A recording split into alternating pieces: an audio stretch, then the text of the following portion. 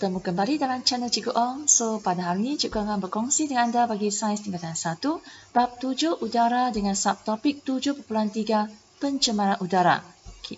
So, dalam video ini kita akan bincangkan maksud pencemaran udara, bahan pencemar udara, dari mana datangnya bahan itu, iaitu puncanya, kesan buruk pencemaran udara dan juga langkah mencegah dan mengawal. Okey, jom kita lihat apa itu pencemaran udara. Pencemaran udara ditakrif sebagai kehadiran bahan pencemar dalam udara. Jadi, apa itu bahan pencemar? So, bahan pencemar udara ialah sebarang bahan dalam udara yang memudaratkan kesihatan manusia atau organisma lain dan juga merosakkan alam sekitar. Okay. So, kehadiran bahan pencemar udara ni mendatangkan kesan buruk ke atas kesihatan manusia, tumbuhan dan haiwan, bangunan dan infrastruktur dan juga ke atas iklim bumi. Okey, jom kita lihat punca bahan pencemar udara. Ada 6 punca, so kita akan bincangkan 3 dahulu.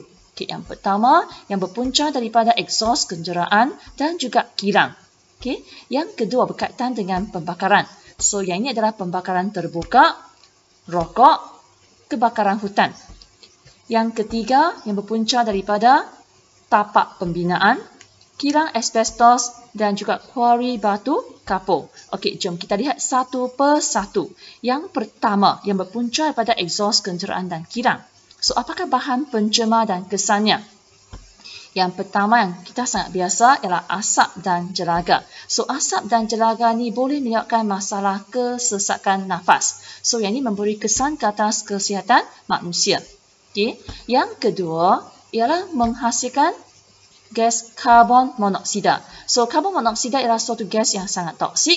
Ia tidak berwarna, tidak berbau, tidak berasa, tidak merengsakan.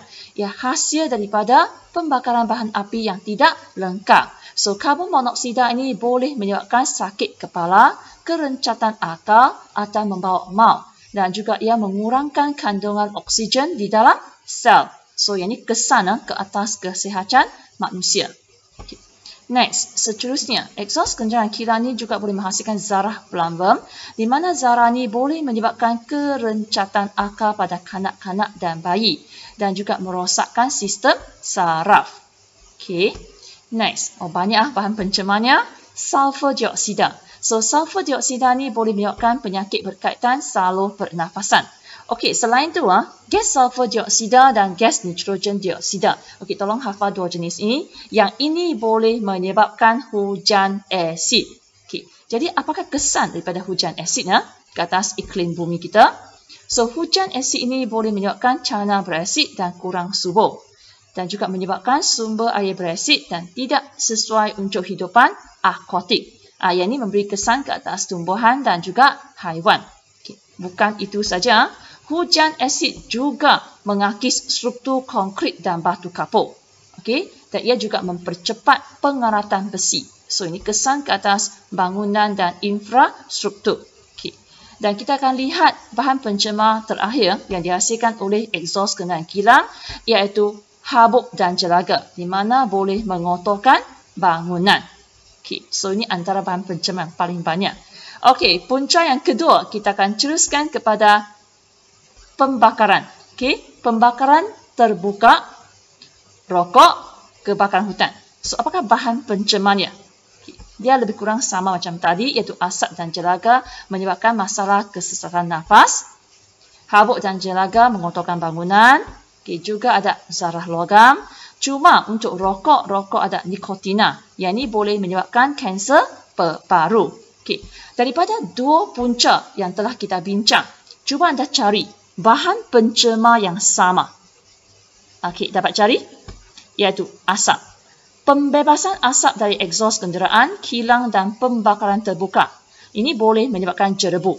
Okey, dan hasil pada jerebu menyebabkan jarak penglihatan menjadi terhad. So, ini boleh menyebabkan kemalangan jalan raya. Okay. Bukan itu sahaja. Asap dan jerebu juga mengurangkan cahaya matahari sampai ke bumi dan menyebabkan kadar fotosintesis menjadi rendah. Okey. Next. Lihat. Yang ni. Aktiviti ini melibatkan proses pembakaran. Masih ingat, pembakaran ni menghasilkan gas karbon dioksida. So, gas karbon dioksida yang berlebihan boleh menyebabkan kesan rumah hijau. Okey.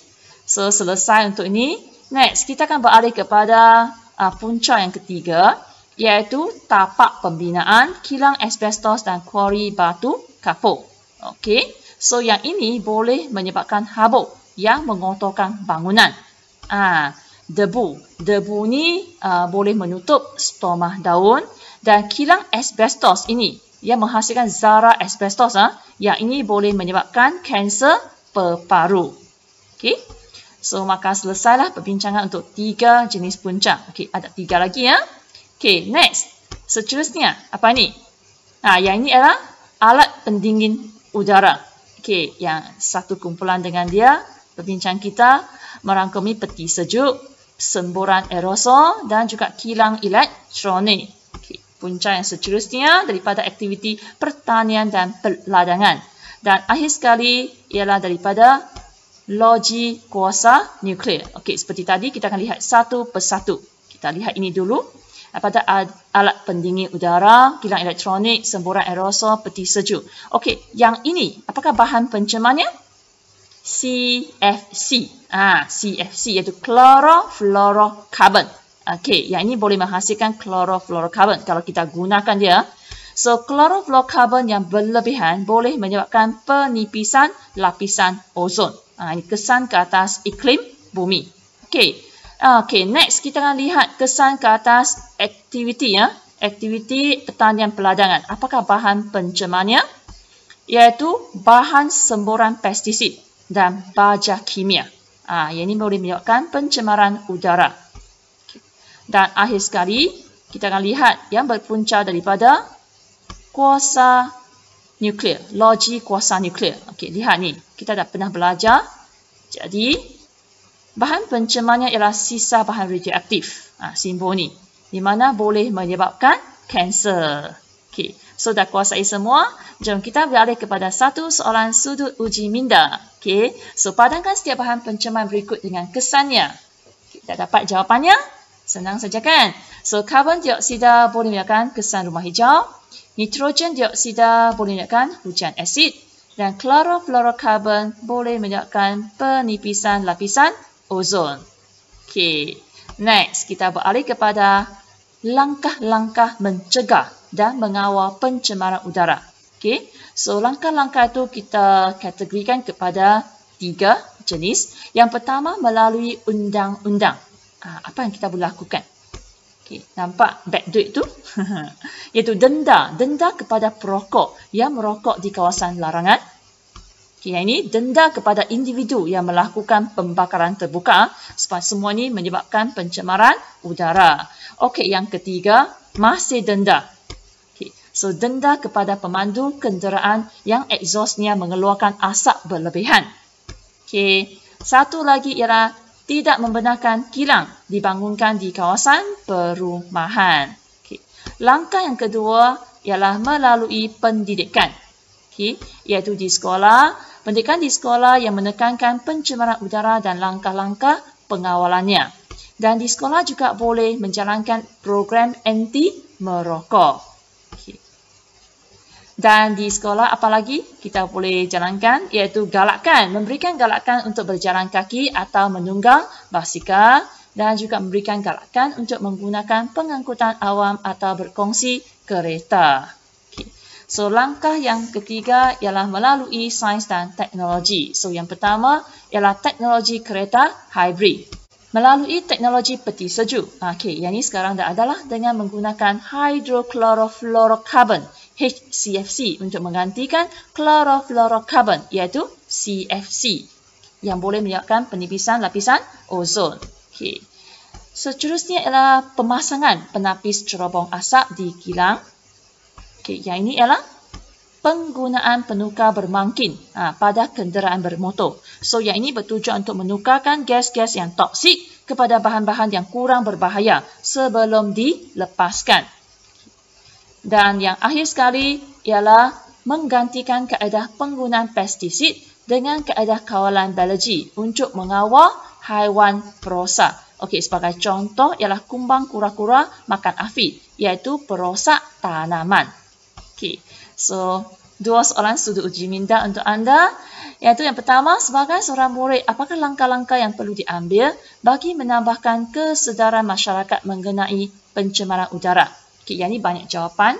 So, contoh jawapannya ialah mengadakan kempen kesedaran mengenai pencemaran udara, memupuk sikap suka mengitar semula bahan dan juga mendengar taklimat tentang bahaya pencemaran udara. Okey. Dan soalan terakhir untuk video ini ialah membuang sampah di merata-rata tempat juga boleh menyebabkan pencemaran udara. Terangkan. Pernah tak anda fikir? So, contoh jawapannya ialah sampah sarap boleh menyebabkan pertambahan bilangan mikroorganisma di dalam udara. Okey, so sekian saja perkongsian cikgu pada hari ini. So, semoga bermanfaat untuk anda. Terima kasih, jumpa lagi. Bye-bye.